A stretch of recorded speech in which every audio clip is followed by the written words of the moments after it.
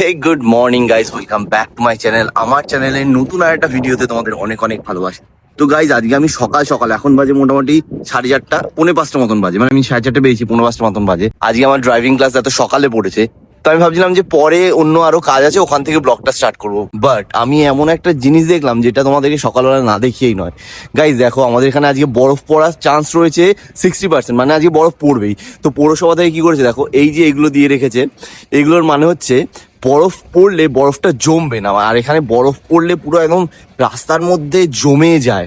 তো এই যে সাদা সাদা এগুলো ছড়িয়ে রেখেছে, ব্লিচিং এর মতন, ব্লিচিং না কি আমি ঠিক জানি না, মানে এটার উপরে যদি বরফ পড়ে, বরফটা পুরো গলে নিজে থেকেই গলে যাবে আর রাস্তার মধ্যে জমে থাকবে না। তো এটা পুরো শহরের মধ্যে ছড়িয়ে দিয়েছে, এটা পৌরসভা থেকে করেছে। এই দেখো ব্যাস, এগুলো ছড়িয়ে দিয়েছে, দেখেছো? এইগুলোর উপরে যখন বরফ পড়বে, বরফগুলো নিজে থেকেই গলে যাবে। আর এগুলো বরফকে জমাট বাঁধতে দেয় না কোনো রকমভাবে, বরফকে থাকতে দেয় না অনেক দিন। আর এখানে বরফ পড়লে অনেক দিন মোটামুটি থেকে যায়। একবার যদি বরফ পড়ে মোটামুটি 7-8 দিনের আগে না, ওই বরফগুলো গলে না। আর এখানেও দেখো রয়েছে, চারিদিকে দিয়ে রেখেছে। তো এই হচ্ছে জাপানের সরকার, এই হচ্ছে জাপানের পৌরসভার কাজ। বরফ পড়বে, তারপরে তো গাড়ি আসবেই ওগুলোকে সরানোর জন্য। তার আগেও যেই দেখেছে বরফ পড়ার চান্স রয়েছে, তার আগে সমস্ত কিছু ছড়িয়ে দিয়েছে, মানে আগেও ব্যবস্থা পরেও ব্যবস্থা। বলো, এই সরকারকে মানুষ ভোট দেবে না তো কাকে দেবে?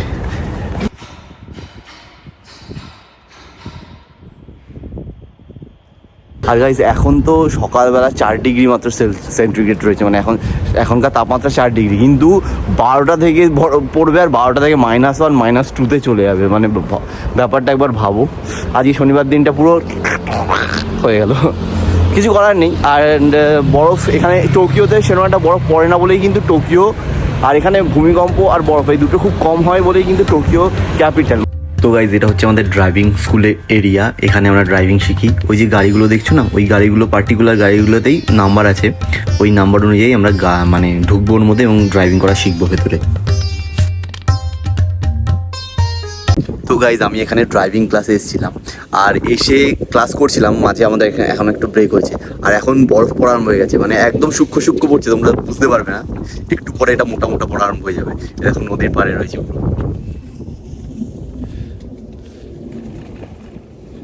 পুরো, দেখো গাছগুলো এই ঠান্ডার জন্য শুকিয়ে গেছে, দেখতে পাচ্ছ? আর এটা আমাদের ড্রাইভিং ক্লাস ফাইনালি তোমাদের দেখাতে পারছি, কেননা আজকে যেহেতু এক্সাম, সেরকম চাপ নেই, লোকজন আর এখন অনেক সকালবেলা, তার জন্য এখন বাজে মোটামুটি 6:30।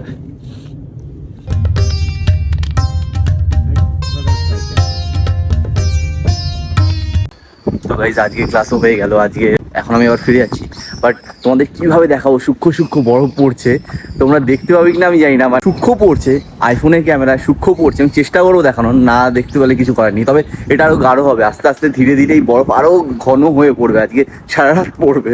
ওই দেখো গাইজ, বৃষ্টির মতন কিন্তু বৃষ্টি নয়, ভেসে যাচ্ছে একদম, বরফ খুব হালকা পাতলা হয় তাই ভেসে ভেসে যাচ্ছে, দেখতে পাচ্ছ? ওই দেখো গাইজ, আমাদের এলাকার মন্ত্রী যাচ্ছে, ওই যে ভোটের গাড়ি, ওই দেখো হলুদ।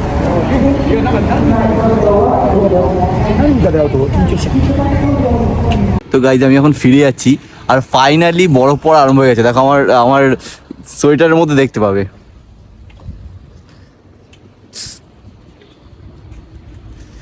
জাপানিজে বলে ই নে কিমোচি দেস, মানে হচ্ছে ব্যাপারটা দারুণ, মুডটা দারুণ হয়ে গেল। এটাকে জাপানিজে বলা হয় কিমোচি দেস, ই কিমোচি দেস নে। তো গাইস, জাপানের সারা দেশে মানে সেই ডিসেম্বর মাস থেকে বরফ পড়বে, ঠান্ডা পড়বে, কিন্তু শুধুমাত্র টোকিওতে আমি লক্ষ্য করে দেখেছি ফেব্রুয়ারির প্রথম সপ্তাহে বরফ পড়বে, আর পড়বে না। কিন্তু এই ফেব্রুয়ারির প্রথম সপ্তাহে 2 থেকে 3 দিন বা 4 দিন মতন বরফ পড়বে, তারপর আর পড়বে না। কিন্তু এখানে এই সময় সবথেকে বেশি ঠান্ডা। এই দেখো বরফ পড়ছে, গলেও গেল। আমার হাত একটা মুজো খুলে রেখেছি এখানটায়, দেখো গাইজ, দুধ আর দই নিয়ে যাচ্ছি যাওয়ার সময়, তো একটা মুজো খুলে রেখেছি যাতে করে আমি ক্যামেরাটা, মানে মোবাইলটা অ্যাটলিস্ট ধরতে পারি। কিন্তু আমার হাতটাতে জমে যাচ্ছে বরফে। এই গাছগুলো বরফের জন্য গাইজ এখন ন্যাড়া হয়ে আছে, কিন্তু এই গাছগুলোই আবার ফুল হওয়ার পর মে মাসের পর থেকে ফুলগুলো এবার পাতা হয়ে যাবে। দেখো তুঝে তো मैं सुबह, দেখো তুঝে তো শাম है। গাইস, বরফগুলো একদম সোজাসুজি চোখের মধ্যে, মুখের মধ্যে ঢুকে যাচ্ছে, কারণ এইদিকে পুরো ছাটটা, বৃষ্টির মতন ছাট। এ দেখো সব আমার মানে গায়ের মধ্যে ঢুকে আছে। সাইকেল চালানোর খুব অসুবিধা, বরফ পড়লে এখানে ভীষণ অসুবিধা, বাট আমি এনজয় করছি আজকের দিন, বরফটা এনজয় করছি। আগামী কালকে অবধিটাও ঠিক আছে, পরশু দিন টানা বরফ পড়লে পরশু দিন অবস্থা খারাপ হয়ে যাবে। তো হেই গাইজ, আমি বাড়িতে চলে এসেছি। আর আমাদের এখানে আজকে প্রচণ্ড প্রচণ্ড ঠান্ডা, মানে এখন এত ঠান্ডা, -3 হয়ে গেছে অলরেডি। দেখো গাইজ, আমি হিটারও চালিয়ে রেখেছি ঘরের মধ্যে, কিন্তু তবুও এত ঠান্ডা যে আমাকে জ্যাকেট পরতে হচ্ছেই। আর আমি এই জানলার আগে যত ভালোভাবে পেরেছি মানে ভালো করে কালো পর্দাটাকে গুজে গুজে রেখেছি। আর গাইজ বাড়িতে আমার ডাল ছিল আর ডাল দিয়ে ডিম আমলেট দিয়ে দুপুরে খাওয়া খেয়ে নিয়েছি, কিন্তু রাতে মাটন করবো আজকে। দেখো গাইজ, এখানে 500 গ্রাম খাসির মাংস রয়েছে বোন সহ, এটাকে আজকে বানাবো। আর গাইজ আমি অলরেডি সবকিছু রেডি করে রেখে দিয়েছি, এবার শুধু বানানোর পালা। আমি এখানে তোমার হচ্ছে মশলার মধ্যে হচ্ছে গিয়ে গোলমরিচের পাউডার, হলুদ আর ধনে গুঁড়ো, এই তিনটে মিক্স করে ভিজিয়ে রেখে দিয়েছি। আর লঙ্কা গুঁড়ো হালকা লঙ্কা গুঁড়ো রয়েছে, ওটাকে জল দিয়ে মিক্স করে ভিজিয়ে রেখে দিয়েছি। দই আছে, টমেটো আছে। আর গাইজ এখানে কেটে রেখেছি হচ্ছে লাল পেঁয়াজ একটা আর সাদা পেঁয়াজ একটা, দুটো কেটে রেখে দিয়েছি। আজকে পেঁয়াজ আর বাটবো না। আর বাটার মধ্যে শুধু এখানে রয়েছে আদা, রসুন আর কাঁচা লঙ্কা এখনো দিন, কাঁচা লঙ্কা দিয়ে এটাকে বেটে নেবো। অনেক দিন আমি মাটনের পোলাও খাই না, আর পোলাও আজকে আমি এই হাঁড়িতে বানাবো গাইস। তো গাইস সবার আগে অ্যাপ্রনটা পরে নেবো, কেননা খাসির মাংস রান্না করতে গেলে কষাতে গেলে যা ছিটবে পুরো সাদা, এটাই নষ্ট হয়ে যাবে। জ্যাকেটের উপর দিয়েই পরে নি।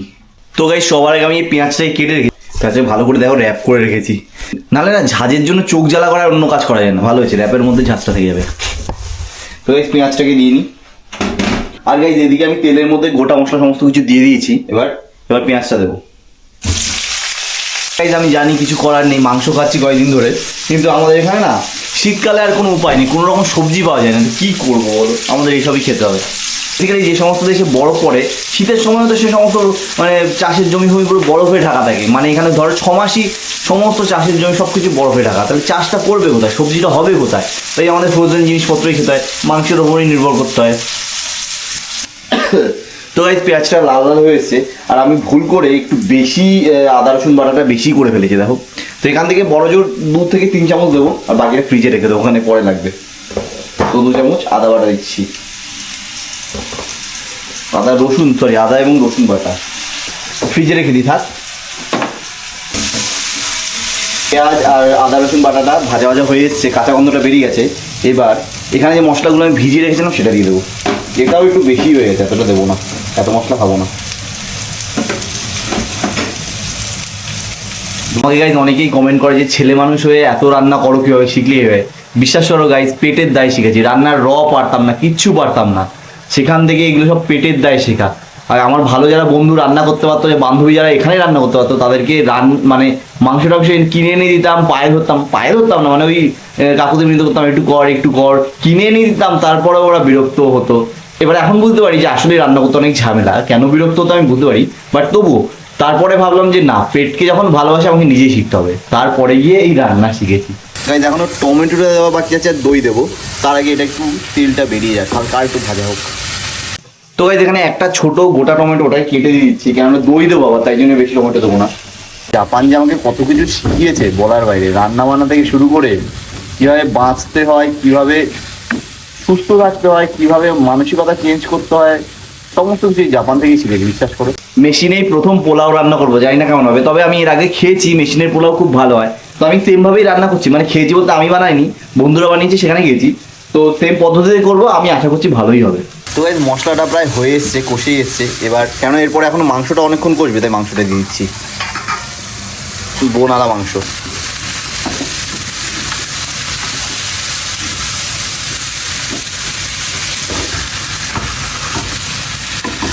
তো গাইজ এবার নুন দেবো, ও নুনটা খাবার টেবিলে রাখা।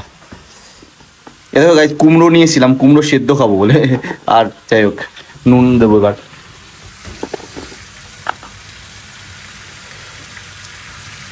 এখন দিয়ে আবার পরিমাণ মতন পরে দেবো ওখানে। তার কুকারে একটা সিটি মারবো, তাই এইখানে একটু হালকা কষিয়ে নিচ্ছি। তো গাইজ এখানে মাংসটা একটু কষুক। তখন আমি যেটা বলেছি সেটা হচ্ছে চালটাকে, এই যে বাসমতি চালটাকে একটু ভিজিয়ে রাখি ধুয়ে।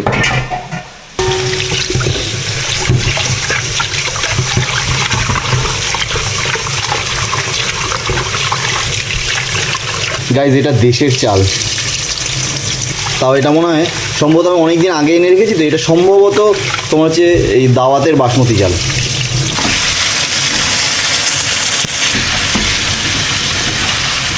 তো গাইস এখানে মশলার কালারটা যথেষ্ট ধরে এসছে, মানে একবারে কষে এসছে।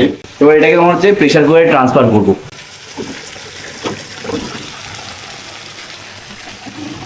প্রেশার কুকারটা গাইস আমি ধুয়ে রেখেছি। মুরগির মাংস থেকে খাসির মাংস রান্না করাটা আরো সোজা, মানে আরো ইনগ্রিডিয়েন্টস কম লাগে।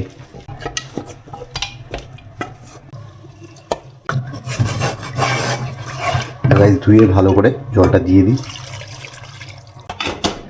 আর গাইস এখানে আমি কেটে কাঁচা লঙ্কা রেখে দিয়েছি, এর ভিতরে খালি শুকনো লঙ্কা গুঁড়ো রয়েছে আর গোলমরিচের গুঁড়ো রয়েছে, কাঁচা লঙ্কাটা দিয়ে দেবো। এবার সিটি মেরে নেবো। এবার প্রেশার কুকারে মোটামুটি 8 থেকে 10টা সিটি মেরে নেবো, কেননা এটা ফ্রোজেন মাংস। তো গাইস আমি খেয়াল করিনি, অলরেডি 9টা 15 হয়ে গেছে, 9টা 15 হয়ে গেছে, আমাকে খেতে হবে, কেন আর এর থেকে বেশি রাত করে খেতে পারবো না। তাই আমি ভাবছি যে আমার রাইস রয়েছে, একটু রাইস ছিল, এই এতটার মতন রাইস ছিল, তো এটা আমি মাংসের ঝোল দিয়ে খেয়ে নিই। পোলাও করবো, কেন চালটা ভিজিয়ে রেখেছি, তো কিছুটা মাংস দিয়ে ওটা খেয়ে নিই আর বাকিটা দিয়ে পোলাও বানিয়ে বসিয়ে দিই, কেন এটা মেশিন গরম থাকবে সারা রাত, কালকে সকালবেলা খেতে পারবো। আর এখন যদি আমি এটাকে মেশিনে পোলাও বসাই তাও মোটামুটি 45 মিনিট লেগে যাবে হতে, তো তাই করছি। চলো ভালো পিস তুলে দেবো, কেন পোলাও একটু লাগে। ঝোলটাও দিয়ে দিই।